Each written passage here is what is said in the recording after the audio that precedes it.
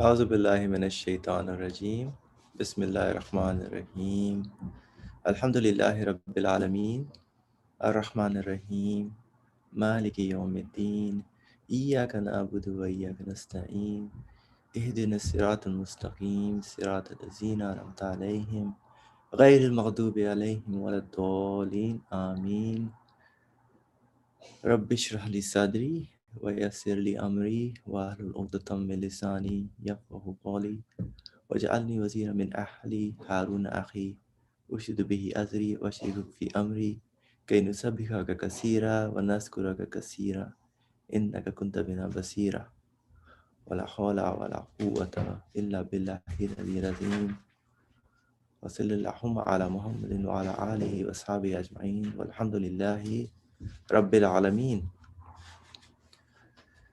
Welcome and assalamu alaikum everyone. Inshallah, we're going to continue with the rays. This is the seventh ray, the supreme sign that we've been discussing on Sundays, alhamdulillah. And it's like our human journey that we're going through. And just like Brother Ali was sharing earlier about the flowers that he's been experiencing, everyone's experiencing nowadays, that the spring and summer season is entering upon us, at least in this area where we are. These are all some things that we as travelers in this universe are experiencing. And just like the journey of this traveler, he's been going through that journey of exploring the supreme sign, all the signs that he sees or we see as well. We can talk to ourselves in this universe. And the last particular section we spoke about was the Quran, the speech of God as a guidance. And I think we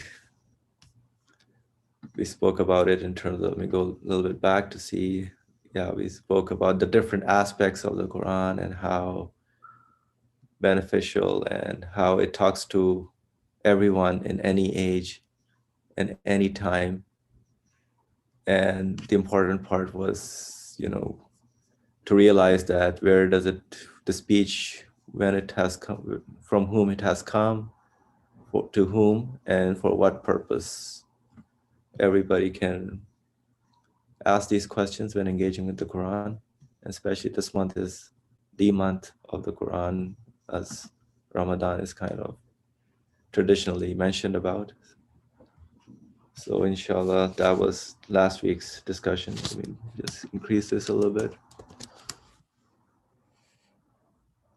So we'll continue now in the journey. And I think so we'll start from here. Our traveler, our voyager.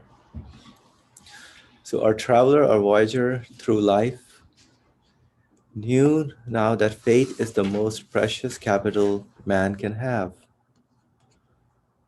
Faith is the most precious capital man can have, for it bestows on indigent man not some transient and ephemeral field of dwelling, but a palace, indeed an eternal kingdom, as vast as the whole cosmos, or the world itself. Faith also bestows on ephemeral man all he will need for life eternal. Let me go back a little bit. Our traveler, our voyager through life, knew now that faith is the most precious capital man can have, for faith bestows on indigent man not some transient and ephemeral field of dwelling. So not a temporary place, but a palace, indeed an eternal kingdom. Wow, as vast as the whole cosmos, or the world itself. Faith also bestows on ephemeral man all that he will need for life, eternal, to make it eternal. It's sounded a little weird. Faith also bestows on ephemeral man all he will need for life, eternal so that he will need for a life that will become eternal, delivers from eternal annihilation. Wretched man who waits on the gallows for the arrival of fate. Wretched man who waits on the gallows for the arrival of fate and opens to man an eternal treasury of everlasting felicity. The traveler then said to himself, Onward, in order to gain a further degree from among the infinite degrees of faith, let us refer to the totality of the cosmos and listen to what it says. We will then be able to perfect and illumine the lessons we have received from its components and parts. Hmm. So now, infinite degree from among the infinite degrees of faith. Among the infinite degrees of faith.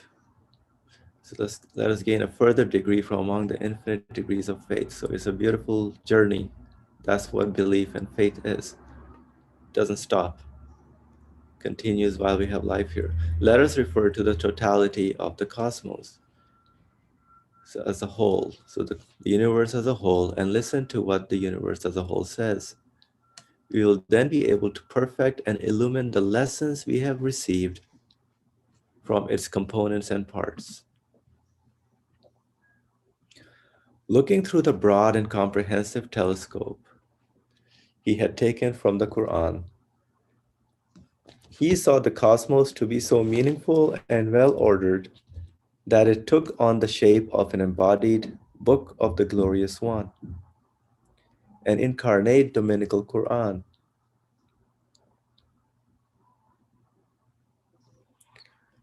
Shape of an embodied book of the glorious one, an incarnate dominical Quran, a finely adorned palace of the eternally besought one, an orderly city of the most merciful.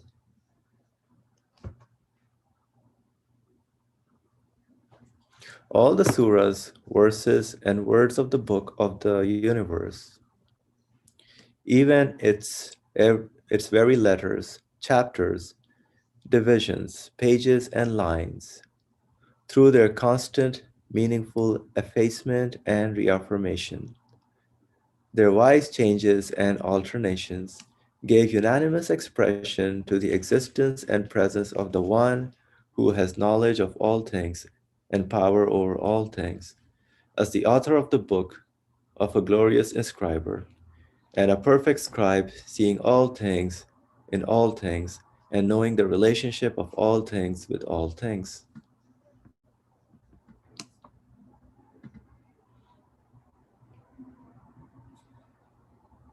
All the surahs, verses, and words of the book of the universe, even its very letters, chapters, divisions, pages, and lines,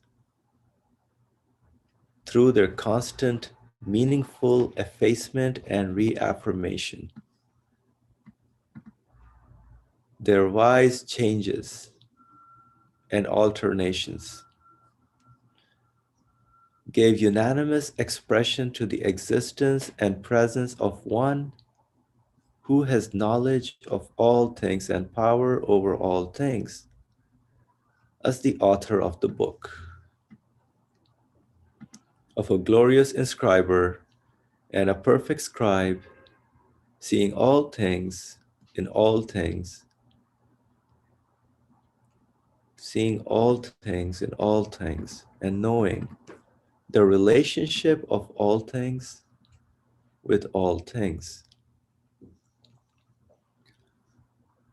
So too, all the species and particles of the cosmos, all its inhabitants and contents, all that enters it and leaves it, all the providential changes, and the wise processes of rejuvenation that occur in it. These proclaim in unison the existence and unity of an exalted craftsman, a peerless maker who sets to work with limitless power and infinite wisdom. The testimony of two great and vast truths of a piece with the immensity of the cosmos affirms the supreme witness of the cosmos.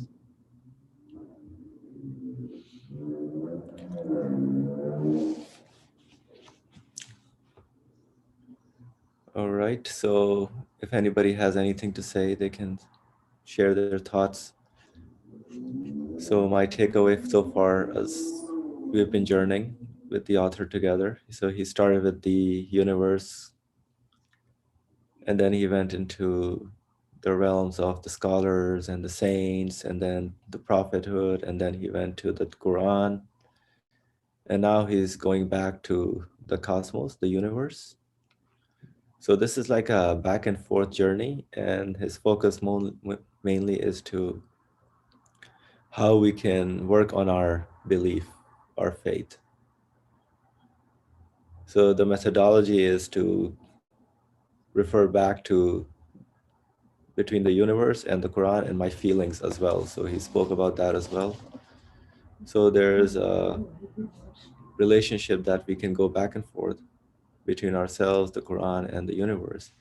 And now, based on what he got the message from the universe, whatever he took, now he's realizing that, seeing that within the whole grand scheme of the universe. Farah, please go ahead. Assalamu alaikum. Thank you so much for the reading and introductions. So from what we read today, and generally I think with this piece, and I think also this time of the year, what I'm understanding is sort of the emphasis on meaning, that it's this one obvious, a human desire for meaning, and that being fulfilled or being confirmed by sort of the message of scripture. And so I find it always helpful to like always try and understand with this particular piece that we're reading, okay, where did the journey start? Just as you were trying to also say the same thing. Where did this journey start? Where did it go? Where are we now? And what is sort of happening? And it seems like from the beginning of this ray, it has been a quest for meaning and the different sort of aspects of belief, the articles of belief, like the prophets and the books, the angels, that all are providing another lens, or as he's saying, a telescope, or a way of looking, a way of seeing, perceiving meaning, and like, just sort of going deeper and deeper into the different layers. And this part, I also am seeing it with the same sort of objective, which is how do the words, one, you can interact with the world without having an understanding of what revelation is and get a certain sense of the meaning. And then once you use the revelation or the words of divine speech as your eyeglasses, if you will, or your eyes, then, you are meant to, or I guess you're being asked to traverse other layers of meaning. So I think very, very succinctly, I think I'm just sort of obsessing about this idea of needing to transcend or traverse the different sort of levels of meaning, and everything within this faith and its articles, empowering you or equipping you to continue to do so at all times. Yeah, thank you, Farah. So the obsession with the meaning is a good point. All right, so anybody else wants to mention anything or say anything? Now we're going to go to the first truth. So the testimony of two great and vast truths of a piece with the immensity of the cosmos affirms the supreme witness of the cosmos. So let's see what the supreme witness of the cosmos, I'm curious about that. So Adam, please go ahead. I think the phrase that caught me was in this paragraph above, where it talks about this embodied book, shape of an embodied book of the glorious one, an incarnate dominical Quran. I don't know about you, but that phrase is really different because incarnate, usually we hear it in different contexts, but to apply it to the Quran is interesting. So an incarnate dominical Quran. This, yeah, so does anyone have any comments? I have my own thoughts on it, but if anyone has any comments, please help me understand it better, please. Brother Ali, please go ahead. Incarnate is material form. I think the doubt or misunderstanding may be accompanied with this term incarnate and incarnate materialized, taking the material form. I don't mean Adam meant this at all. Nothing to do with incarnation. That is another, or that is to incarnate, as far as I know. So Quran is the verbal expression of what the physical world reveals to me. Actually, physical world is the manifestation of the qualities of its creator, and the Quran also is manifestation of the qualities of the speaker in the Quran. The text tries to draw our attention to realize that it is something to do with the beginning of the paragraph, I think. The faith, believe in the absolute creator, bestows, at the beginning of the paragraph, bestows on poor man not some transient and ephemeral field of development, but a palace, indeed, an eternal kingdom, as much as the whole cosmos. It doesn't, for example, it doesn't make me to believe in the creator of the universe, doesn't make me feel that I am the owner of this thing, this car, this house, this property, whatever it is, this land. I say, through the belief, I belong to the one who is the owner of the universe, and he prepared and presented the universe to me. So this understanding of belief in not only saying that the universe is a creator, that is the beginning of the journey in the way to believe. Just the beginning. But if I really understand what belief is, I can say that, I believe in the one who created the universe for me, because I can benefit from it. I can see the manifestation of his qualities everywhere is the same. So he is the owner of this universe, therefore I belong to him.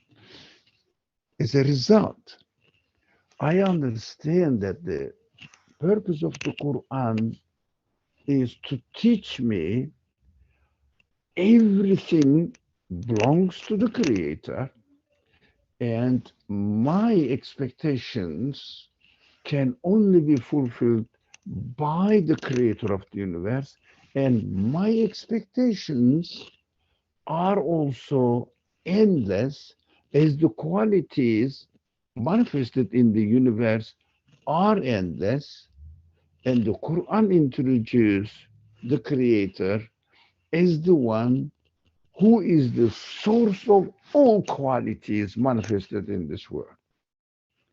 This is best explained, although in uh,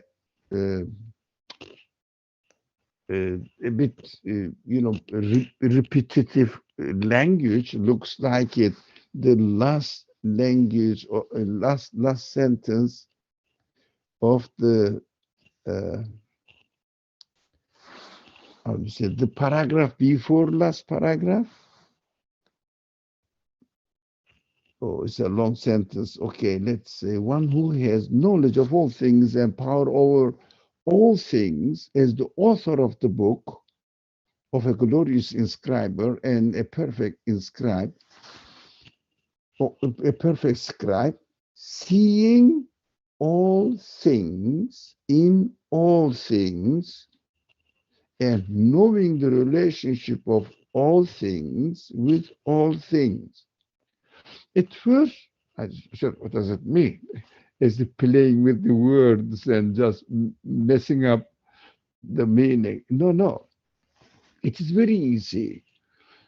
Through belief, I see everything within everything. Do you remember, or I think you know better than I do, hologram? Every piece has the same qualities of the whole, but every piece consists of the same qualities of the whole. So even if you lose big chunk of this part of the picture, of the hologram picture, you still can have the whole picture in even one of them. That is how the creation is taking place. For example, a huge tree is inscribed in one seed. An animal or any animate being is inscribed in each of its cells, whatever they call it, DNA. In there, everything is inscribed there. If a whole thing disappears, one thing is enough. What does it mean? It is used here as an analogy, if I understand. Faith, belief in the absolute being, makes me belonging to the creator of everything, and each one of these everything introduces me again the creator of everything. So I can find him anywhere. I can identify my existence with him, even one piece of being in this world. That is why the universe and the Quran are likened to each other in this text, saying that universe has this quality. Each sentence of the Quran also introduces the speaker with all his qualities as an absolute being, absolute owner of everything. So this is a way of understanding that we cannot imagine the source of existence of such a perfect demonstration of the universe is cannot imagine him, cannot really liken him to anything, but at the same time, I can feel secure that wherever I am, every single of myself is under his creatorship, under his control, under his sustainership. So I have to see his manifestation of his qualities, everything that I have, everything that I am contacting with. That is Iman.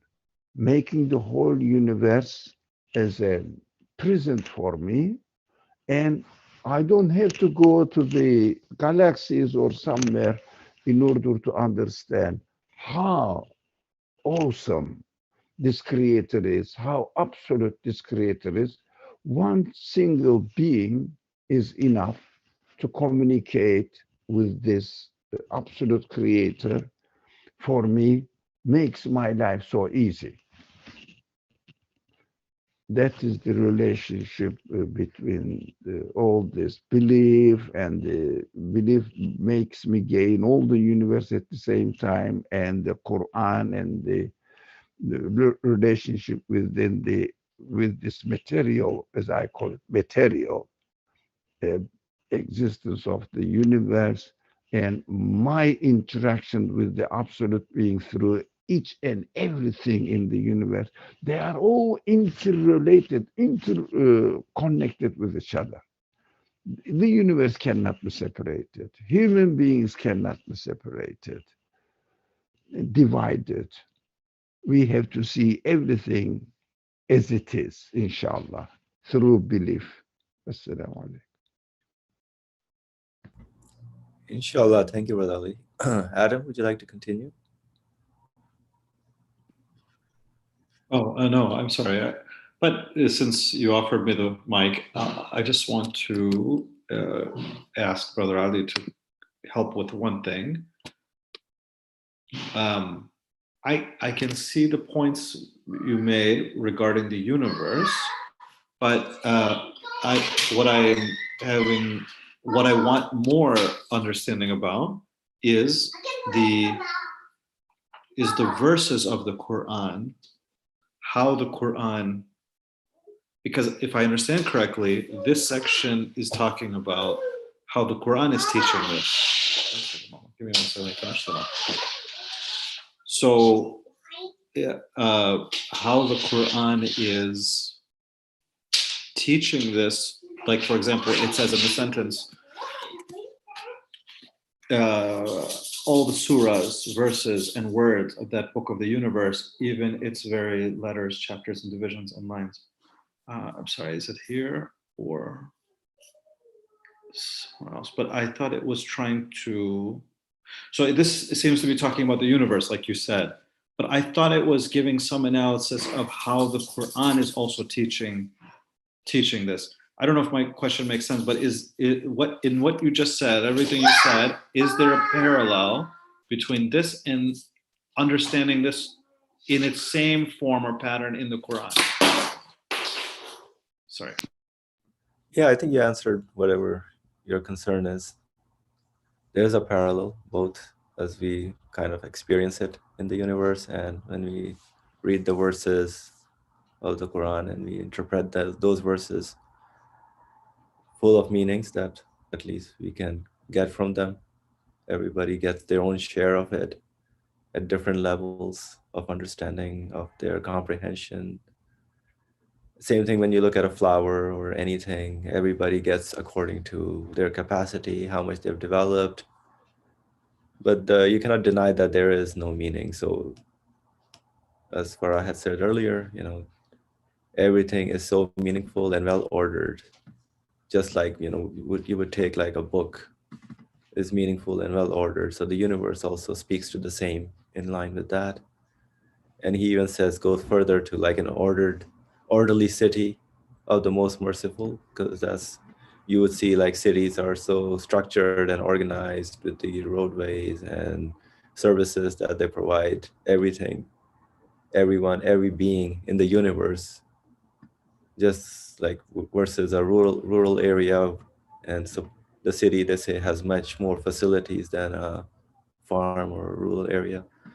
But everything in the creation is receiving the same sort of care, the administration, everything is perfectly organized and arranged accordingly. So if anybody else wants to share anything, please go ahead. So otherwise we'll continue. So let me read it here again. So to all the species and particles of the cosmos, all its inhabitants and contents, all that enters it and leaves it, all the providential changes and the wise processes of rejuvenation that occur in it. These proclaim in unison. So everything proclaims in unison. All the changes, the species, every particle, every inhabitant proclaim in unison the existence and unity of an exalted craftsman,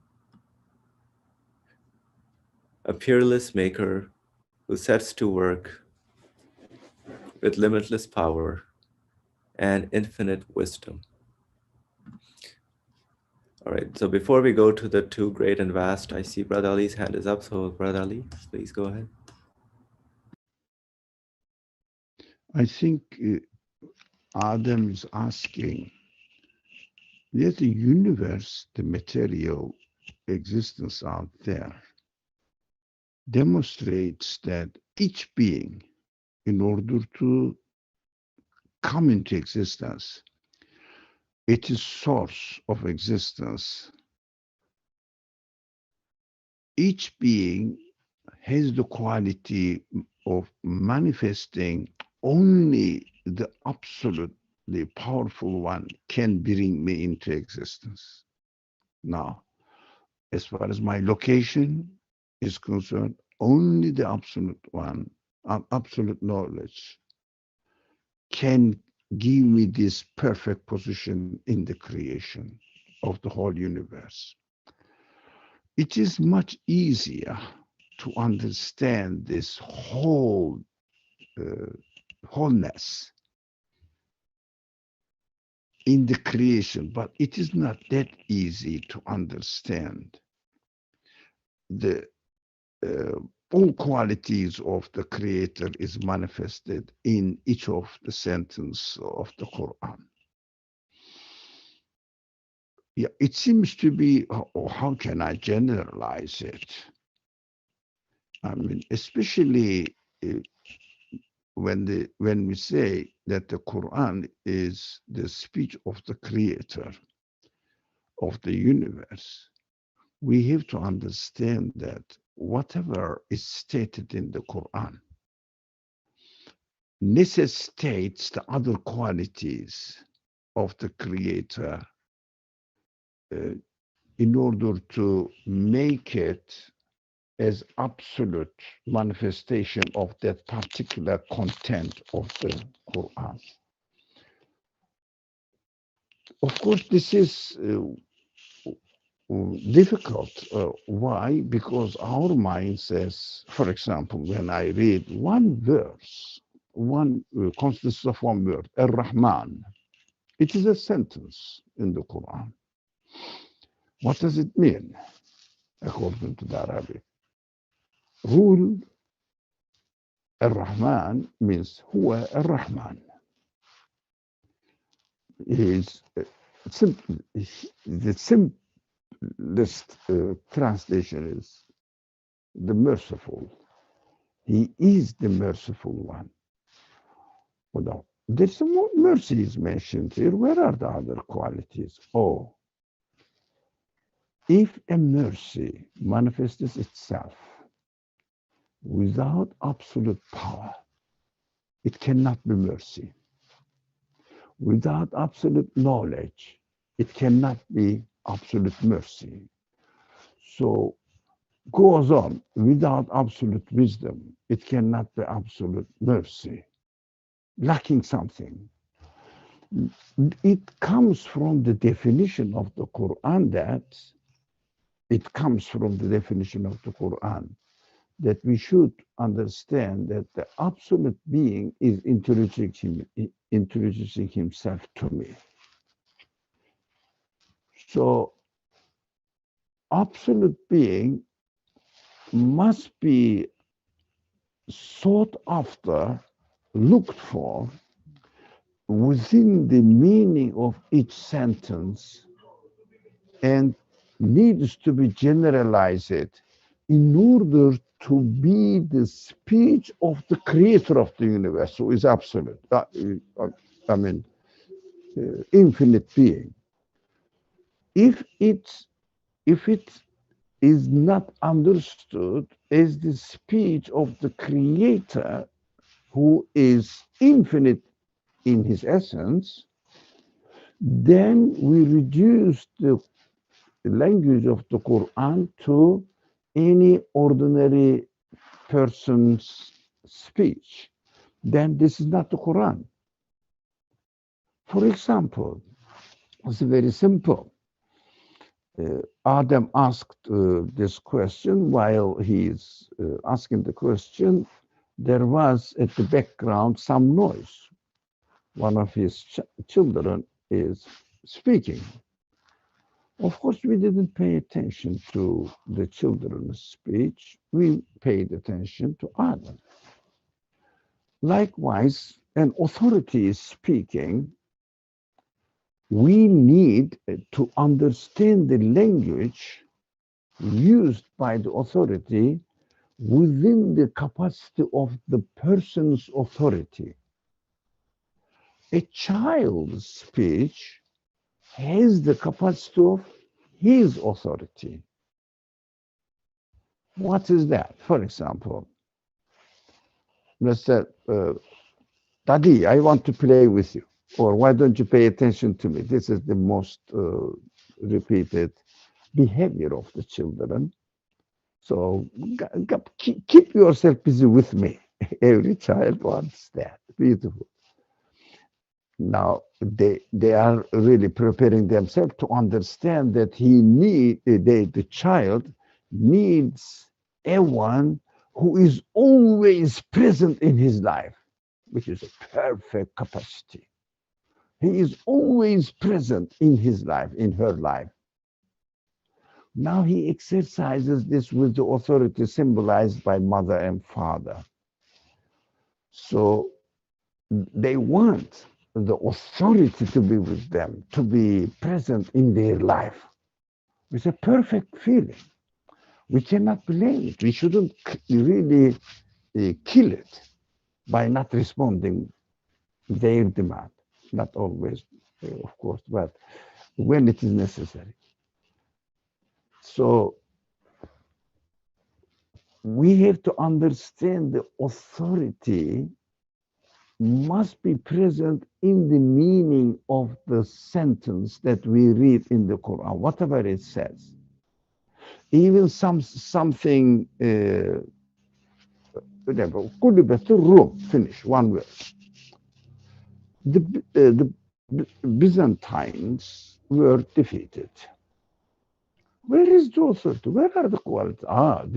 This knowledge is coming from, this sentence is coming from the one who sustains the whole universe together with the past and time at the same time, with his absolutely encompassing capacity of everything. He is demonstrating that he knows everything.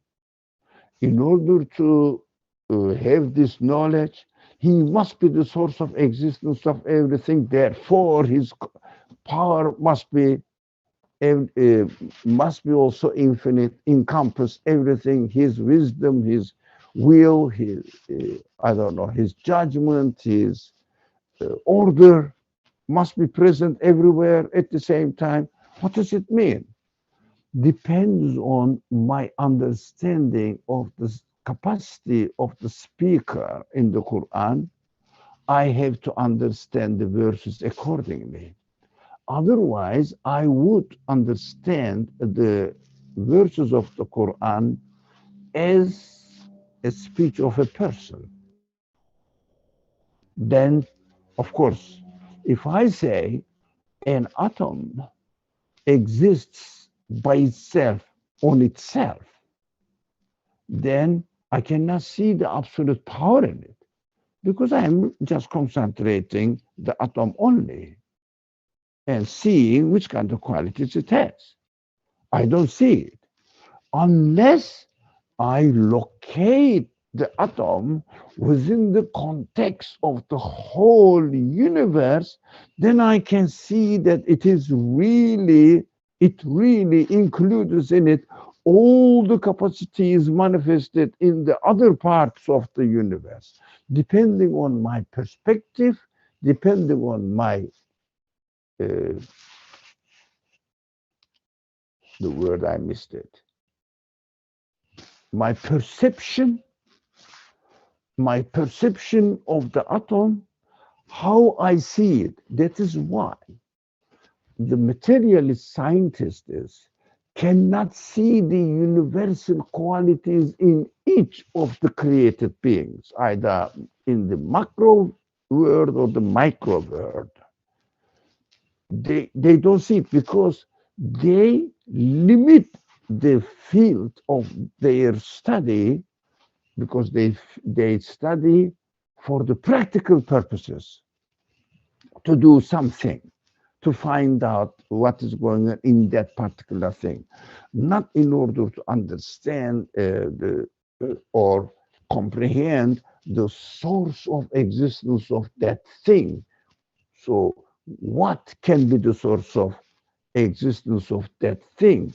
Then they will definitely need to put the atom in the context of the whole universe. Otherwise, they cannot understand it. That's why we have to read the Quran according to the capacity of the author, so that see whether what message the Quran delivers to me is understandable or not. My capacity, my perspective, my perception, in both cases, in the universe, in reading the speech of the Creator, must be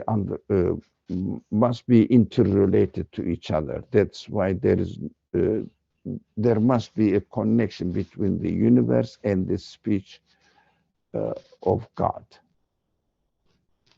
Thank you. Alhamdulillah, thank you. You have a comment? No? Okay. So we'll continue, inshallah. Yeah, at any time, if anybody wants to share anything, let's go ahead right in. So the testimony of two great and vast truths of a piece with the immensity of the cosmos affirms the supreme witness of the cosmos. Yeah, I was just thinking also in the background, as Brother Lee was sharing, each sentence of the Quran and even the universe, how we have to realize who the author is, but the absoluteness of the one who's speaking. Otherwise, it just becomes something like an ordinary. We don't connect ourselves. But so this is how interesting in every creation, in everything, the way they are made. One has to realize and see the exaltedness of the craftsman, the peerless maker. I mean, they go together hand in hand, same thing, just like we benefit from the verses, and we benefit from the universe accordingly.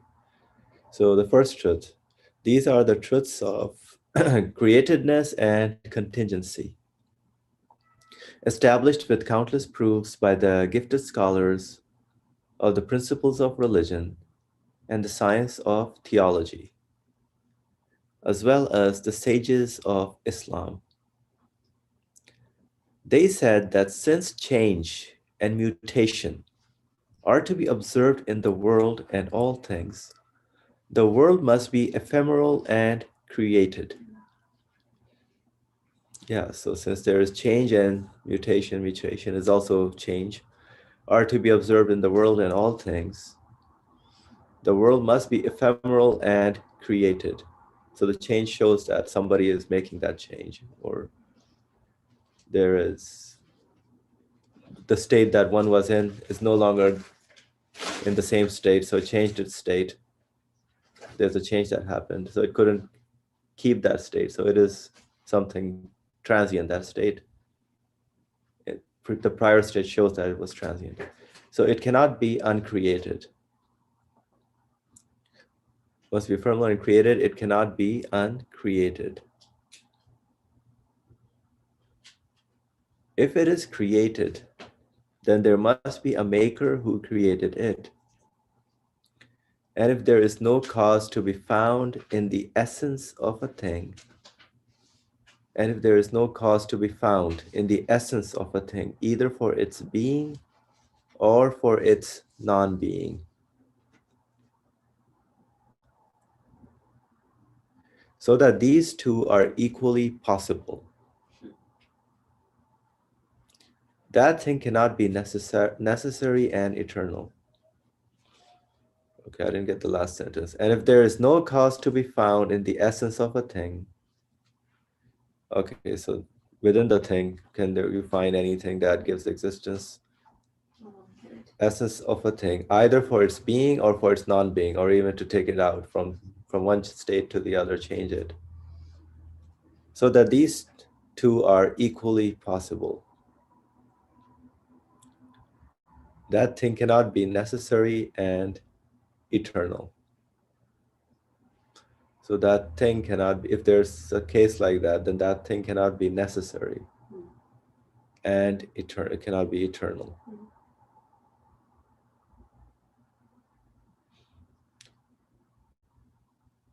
Let me think about this a little bit. So the truths of createdness and contingency. So everything is made, createdness, and is dependent, established with countless proofs. And so this is one of the proofs that is an argument that since change and mutation are to be observed in the world and all things, the world must be ephemeral and created. Okay. And it cannot be uncreated because they're all contingent. Somebody is holding them.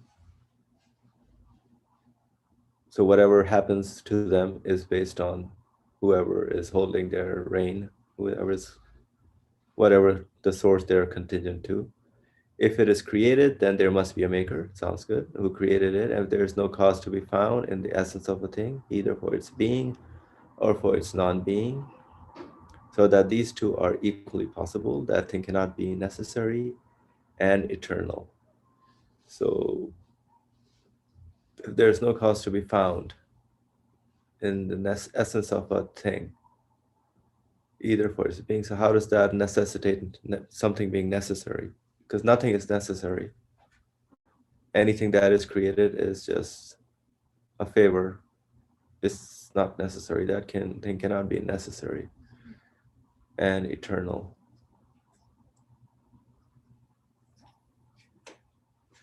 So can somebody help me with the last sentence? Because Faria, go ahead. Briefly, what I took away was, bottom line, we are in need to be created. When you reread the whole thing again, that just popped in. Mm-hmm. And so I think the author has mentioned something like that in the past as well. And I think the whole point is, when we talk about existence, it's just existence, sheer existence. So something is created, I cannot talk about its non-createdness. So when we look at just a flower, it is created, it's out there. Why would I mention about it's not created, it's there. And so I think what the author is trying to do is contrast that being and non-being cannot coexist. So existence and non-existence cannot coexist. It becomes like an oxymoron. And so I think so these two are equally possible. I mean, they cannot coexist that, they become possible either. Oh yeah, this is existing at the same time it's not existing, not existing. And therefore, if something, we do find something like that, then it's, like you were saying, then it cannot be necessary and eternal. Like such existence cannot be necessary and eternal. I'm not sure if I helped, but that's... No, that's good. So I'm reading through the last sentence again. Thank you for that. So if there's no cause to be found in the essence of a thing, so cause within the thing itself, to either give it existence or non-existence. Whatever is the cause has those two options, existence or non-existence, right? Yeah. But if it's within the thing itself, then that thing cannot be necessary and eternal. Brother Ali, please go ahead. Thank you.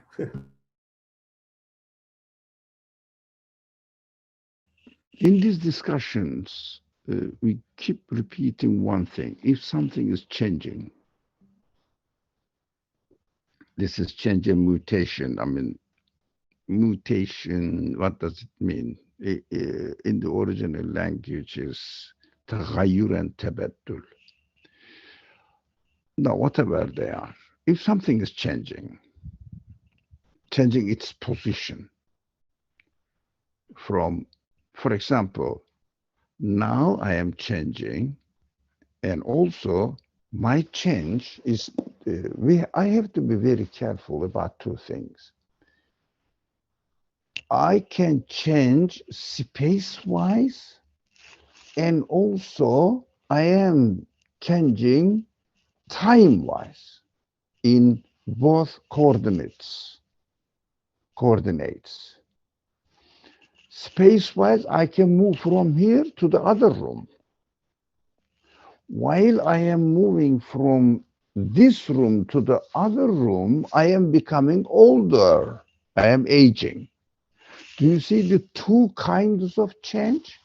The lack of the word change and mutation is misleading. But I don't know better word. I always say that I cannot claim the translator. The concepts are important. The words, you have to put the concept into a form of a word. That's how the languages are constructed. So we have to understand what change is, what mutation is. Now, I can change the place. For example, the earth is continuously revolving, but as it continuously revolving on its axis, on its around, turning, then it is also changing in time. Earth is never the same. We know that the things are going on in the center of the earth, and at the same time, which are huge revolutions are going on in the center of the earth. On the surface of the earth, the atmosphere is continuously changing, their position, etc. What does it mean? If I keep two types of changing at the same time in my being, in this class, we always repeat one sentence. I am changing according to not my will. I am changing, and the universe is changing, everything is changing according to the order of the universe. It means something outside of me. I am obeying, whether I, as the Quran says, whether I will it or will not. Will not. I will not. I will not will. I am dependent on something else in my existence. That is one point. This is the beginning of the paragraph. The end of the paragraph, if you look at me, I have no power to give existence to myself. I have no power to make my existence cease to exist. I am just changing continuously, go back to the beginning of the paragraph, according to something, not according to me. And everything else is the same. For example, as far as we can see, the most changing thing in the world is, in our eyes, in our observation, is the air molecule. Do you think air molecule is changing its position according to its own choice, own decision, its own will? Everybody knows that they are subject to something else. They have no will from themselves, of themselves.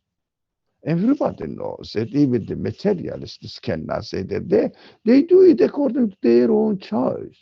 No, exactly the same way, they cannot really stop obeying the order of the universe. What does it mean?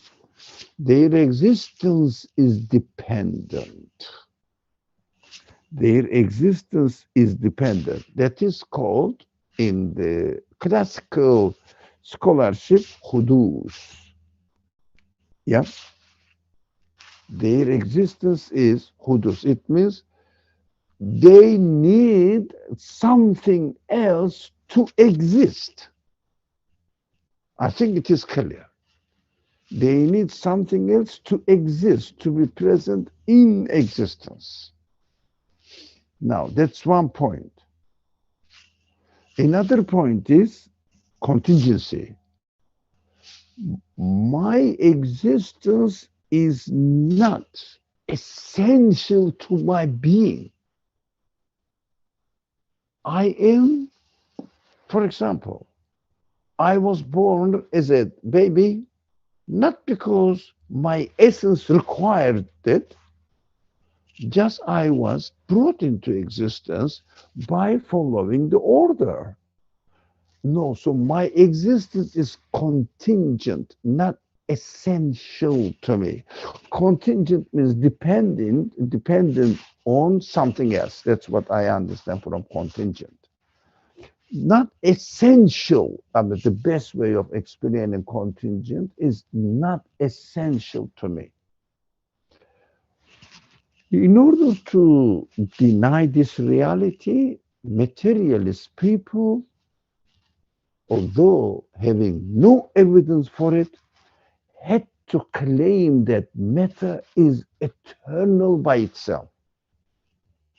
For a temporary time, let's assume that, okay, matter is eternal by itself. Okay, now it is subject to something else for their change in both senses of changes now, in space, in time. They are still dependent. If now we can go back to the beginning of the premise now, this is a logical thing that the Muslim scholarship developed in the very early age of Islamic thinking. Later on, people stopped thinking this kind of things and they were wondering about the fiqh rules now. All the essential existential matters are left aside or behind. Now, there were very great scholars in the history wanted to understand what this word is all about. How can I understand it is what it is so that I can define myself, who I am or what I am? That was a great effort. We have to appreciate it, although the scientific discoveries developed later on and the concepts changed by these materialist secular scientists, and it seemed to be now, how do you say, oblique or not very valid nowadays. But this is, we have to understand the essence of the reasoning that they followed. Do you have any quality in yourself to exist? Okay. Do you have any quality within your own existence to be independent of changing, subject to other things? That I'm not dependent or other things. I decide to change from this state of existence into another state of existence if I will so. Nothing has this quality. So the first premise, they said, they assume that universe must be infinite in its existence. If it is infinite, if it was infinite in its existence, the Muslim scholars discussed and argued, it would be deciding by itself in its existence, because if it is existence is infinite, you are saying that it is existence is not dependent. But the corollary of this premise says that they are not dependent in their existence, therefore they should be not dependent in their change in time and in space. But we cannot see any evidence for it. So we can, in our present time, easily conclude that the universe must be created, given existence by something else, because the one who is not sustaining its existence, the thing which is not being able, having no quality to sustain its existence, is subject to something else. Therefore, its existence must be subject to something else as well, other than themselves. If you follow the logical sequence, if I could really present it properly. Otherwise, I would just decide about my changing. If I am the one who decided about my own existence. Wait, sorry, Brother Ali, can you repeat that part again? So, if the universe is subject to change, and then the one that's giving the change is not subject to change? No, As no, in it's infinite? no. If the universe is subject to change, or forget about the universe, we are talking about the pieces of the universe altogether makes the universe. So if a thing subject to change, not according to its own choice, own decision, without having any quality to decide whether it will follow something else. We call it the order of the universe, but really something else than other itself, the thing itself. It means it is dependent in his change. Therefore, his existence must be dependent on something else as well, because it doesn't have a self-existing, self-deciding, self-acting quality. It is existence, it is being, is totally dependent on something else. So we cannot say that the universe is infinite. We cannot say that the universe is infinite. The things in their existence is infinite. No, there must be dependent, as their change is dependent.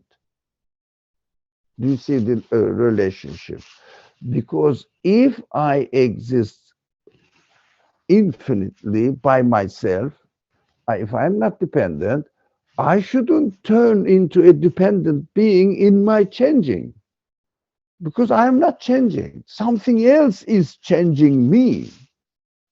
Every matter is declaring this. I think there are some other friends here who knows this subject better than I do. But I know only the classical argument as much as I studied long ago. Long ago, I left them now. I'm not going back to that type of studies anymore. But what is going on in the modern sciences, because they cannot answer this question, all those materials ones. Instead of saying that the universe is dependent on somebody else's will to give existence to them, so their existence is dependent on something else. So the existence of the entire universe is dependent on something else. It means, oh, religious claim is correct. They say God, or the creator of the universe, source of being, of everything. We don't want religion. We don't want theology. I don't want to give up my existence to something else. I want to even falsely claim that I own myself, although I cannot stop changing, I cannot stop aging, I cannot stop dying. I am an impotent, poor guy, but still human beings want to behave as it is described in the Quran, like Pharaoh. I am the God. The tongue. There is an expression in Turkish, they say tongue has no bone in it. It means it can twist anywhere it wants. It means human beings can claim anything they want. But does it really make sense and proves the truth? Proves that content of the sentence really confirmable? No. But tongue says it. I can say I am God. I created the universe. No one can stop me. I can say it. But can I prove it? Can I show it? No. That is what human beings are free to say anything. The materialist mind also says the same thing, but they cannot have any evidence for their claim.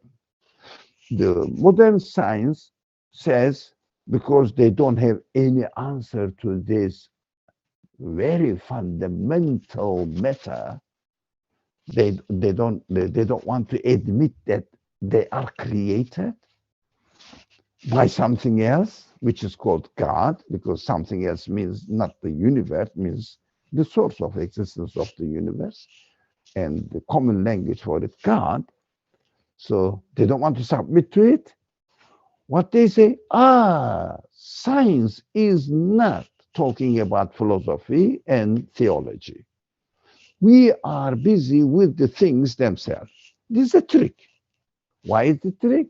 They cannot say that we don't have any intention to submit that our existence belongs to God. I am totally in need in my existence. I am totally in need of God. That is human choice. Human beings are free to choose to say, but whatever I say does not necessarily mean that I'm telling the truth, the reality. I am expressing the reality. We have to be aware of it. Very simple matter. I don't have to go back to thinking about the beginning of the existence of the universe. No, I don't need it. How many billions of years? None of my business. I am experiencing that everything now in front of me is changing. That's so simple. So simple and straightforward. They are changing not according to their will. I am experiencing in my own being, and I can go and see the action of anything not according to his will. They follow an order. They follow something else. They are subject to the order.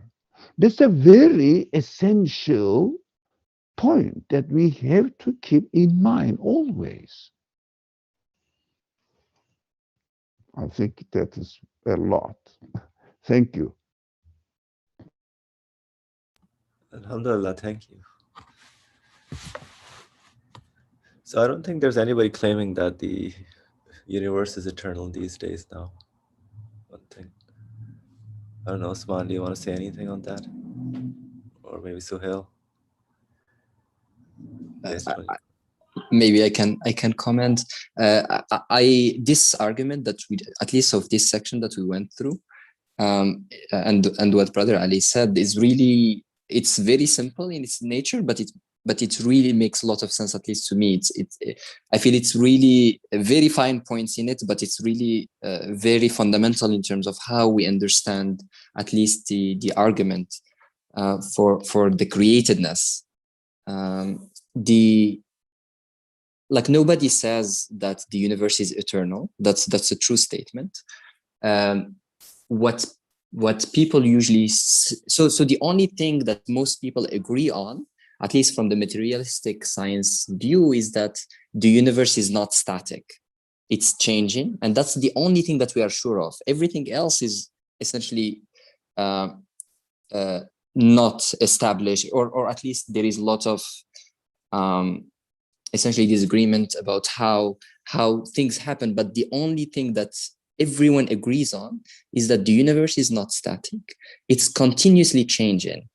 Now, why I liked, or why I found comfort in this specific paragraph is that this is the only thing you really need to establish the createdness of the universe, or my createdness.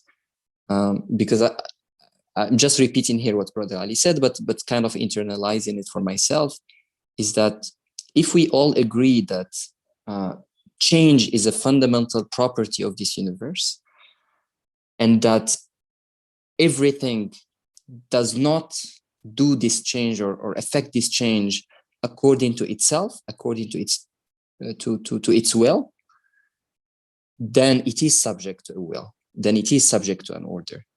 And this the conclusion that follows from this line of reasoning is that it is created. And the problem arises when we do say, yes, the universe is changing. Yes, there is a continuous movement in this universe continuously. It doesn't matter how big or how small you go, there is always movement, there is always change. It's really one of these, even if you take something that is completely empty and you isolate it, there is still change within it. And that is a fact that we observe. And to take this simple observation on any scale that you look at in the universe, and establish it and say, then where is this change? Is this change coming from the things themselves? This is where the, at least for me, I feel this is where the misinterpretation happens, because then the usual line of reasoning is you would start saying it's coming from something, it's coming from forces, from energy, whatever the term, it doesn't matter. But essentially it's coming from within this universe. That's kind of the claim. And this is where, to me, listening to this, to what we've been discussing so far, this is where the contradiction happens, is that if something is changing and it's not changing according to its own will, it must be subject to a will. That's the only other possibility. There isn't more to it. And that's why I felt that this line of argument is very strong. At least it helps me come to terms with what I observe in the universe. Thank you. Beautiful. Thank you, Osman. Suhail, you want to read your comment?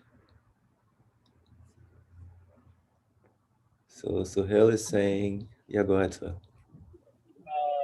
Can you hear me? Very low, weak. Can you get closer to the mic? Okay, I'll try to read whatever you're saying. Now trying to escape the question of... Can you hear me now? Yeah, much better. Go ahead. Assalamu alaikum. Yeah, no, just another point, I guess, the origin of the existence of the universe. And Uthman knows better than I do, but essentially speculating on the idea that the universe's origin is from a space or some, I don't even know the exact word to call it, but some sort of energy fluctuation in the multiverse, which gives rise to all of these possible universes, including the one we live in. So a lot of physicists, maybe not a lot, but physicists who subscribe to a certain theory in physics subscribe to that idea, but as a means to sort of escape the question, the very question of how does the universe exist, essentially, not mechanistically. For example, the issue always comes down to, because the confusion is always about the empirical nature of the world, so the order in the sense of how things are operating. So I can describe how things quote unquote evolve through time. So a tree from a seed to a sapling to a full tree and then a fruit. I can describe that mechanism, and somebody will say that's, a biologist will say that's its existence. That's the explanation of its existence. But no one is actually addressing the real question about essentially how does that thing exist in the way that it does exist? Because there's no necessity inherent to the seed itself to necessitate that it does anything, or that it becomes anything, or that it follows a particular order, and that it's subject to a particular change. But there's nothing intrinsic to its essence that necessitates that. And when you start asking that question, as Dr. Ali said, now like the criticism is, oh, now you're talking about philosophy or theology, even though that is the most essential question about anything. Because at the end of the day, like, does it really matter if you're telling me if the universe is, a part of a family of other universes that originates from the multiverse, or is it a standalone universe? It doesn't essentially matter, because you're still just telling me a mechanism or a story. But everyone knows that the universe is subject to end. I mean, it's so apparent in the transient nature of the universe. And from that reality in and of itself, the question is, how does the universe exist then? If the universe's existence isn't essential, the fact that it's changing and therefore subject to change by something beyond itself, some will beyond itself, how then essentially does it exist? And once you start asking that question, because the truth is so obvious, it's so black and white, there's only two options. Either you accept it, that its existence is due to a will beyond the nature of the thing itself, any one thing in the universe, any particular thing, or you say that things are self-sustaining. There's only two options you have. And once you realize that truth, then it becomes problematic for scientific community, because their entire worldview is predicated, or their assumptions are predicated upon the like causality, and the things are contingent upon their own being, so to speak. While illogical, the effect of something is contingent upon its own cause. In other words, the cause is the effect, and the effect is the cause. And you get into that sort of irrational circle. But then I guess really what you're dealing with at that point, as Dr. Ali said again, is their ego, human ego. Because at that point, you realize you have no power, no real power, no control over anything. You're just living or experiencing. And your life is determined not by your will, but by some other will beyond you.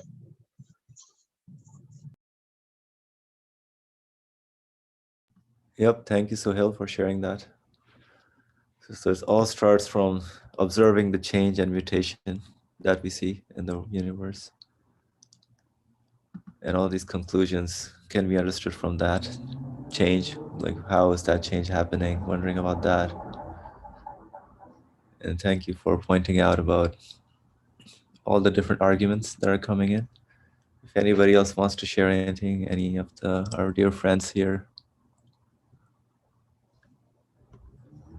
All right, so we can continue on. We have a few minutes left. So it has further been proven with decisive arguments that it is not possible for things to create each other. That it's not possible for things to create each other, since that would involve the absurd and false notion of causality and never-ending causal sequences. Excuse me. That would involve the absurd and false notion of causality and never-ending causal sequences. Hence, the existence of a necessary existence becomes necessary. Hence, the existence of a necessary existence becomes necessary, whose like cannot exist, because similitude is impossible. All other than whom is contingent and created by him.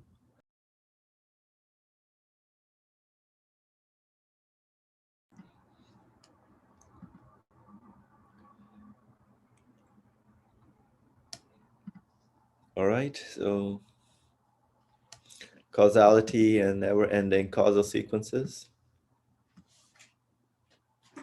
This is another thing that the materialist world keeps going on to. A never-ending cycle of causality that goes through. So Suhail, let's please take it away.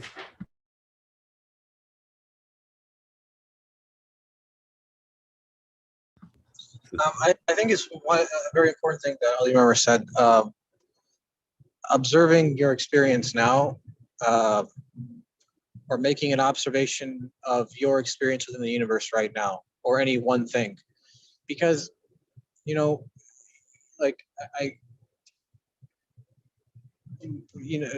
quite often people bring up, okay, well, maybe the existence of the universe, if I trace it back to moment, moment from moment to moment to moment, I end up at some beginning that I didn't experience, but there was some beginning. And how did that beginning begin? And then you attribute it to some will beyond that thing itself. However, I always find some problematic. I always find that problematic because, one, you're escaping the moment you're in, but the other thing is, then while you may attribute it to a will beyond the nature of the thing you're talking about, let's say the origin or beginning of the universe, then sort of subsequently, I find that people ignore that will for every subsequent moment, to the point that, oh, the universe came into existence, like a deist worldview, like a watchmaker. The universe came into existence at some point in the past, but then afterwards, causality is real in the sense that things give existence to some effect at the present moment. When in fact, like if you observe the present moment, you realize that never was the case, it never has been the case, it never is the case, and will never be the case. In other words, there is no such thing as causality in any moment. And you don't necessarily need to trace causality across time, like causality from point A in time to point B in time. So, for example, I threw a ball in the air, and 10 seconds later it came back to the ground. You could trace causality within the moment itself.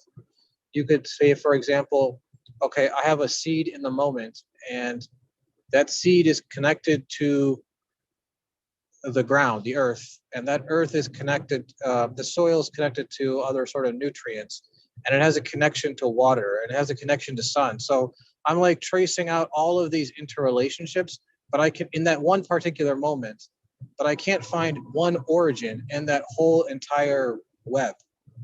In other words, all things are interconnected and interrelated, but you can never find in any particular moment one thing that stands alone from anything else. So the sun doesn't stand alone from the earth, and the earth doesn't stand alone from the sun, nor does the ground stand alone from, or the soil stand alone from the seed, or the seed stand alone from the soil, or the water.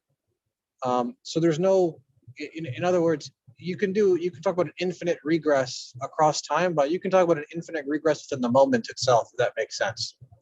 There's no one origin or one cause within a moment in the existence of anything.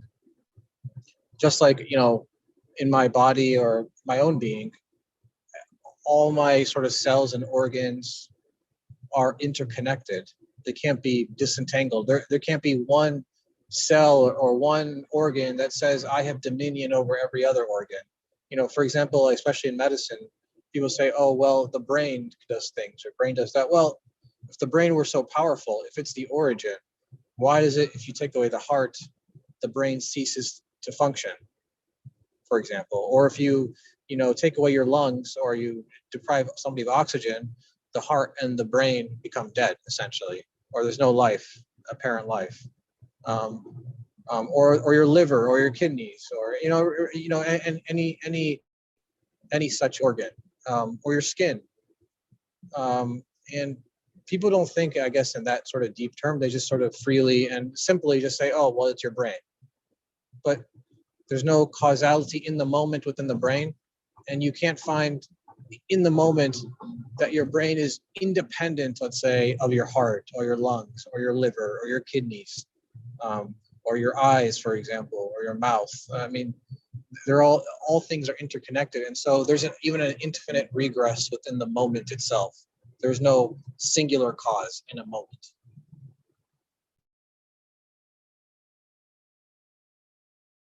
Yep, agreed. Thank you so much, Sohail, for sharing those comments.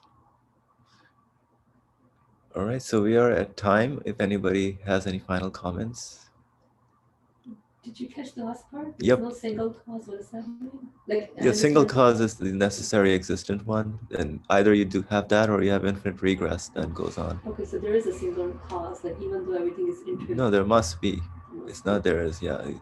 When you look at it and you question and you wonder, then you come to the conclusion. So since everything is contingent and the things are, the false notion of causality is not there, like nothing can give existence to anything else, then we come to the conclusion there must be a necessary existence. Okay, so alhamdulillah, thank you. Would anybody like to say anything? Faria, do you have anything? Okay. Inshallah, we'll continue next time with the truth of createdness. Bismillah ar-Rahman ar-Rahim. Subhanaka la ilma lana illa ma 'allamtana. Innaka anta al-alim al-hakim. Wa akhiru da'wana. Alhamdulillahi rabbil alameen. Al-Fatiha. Thank you, everyone.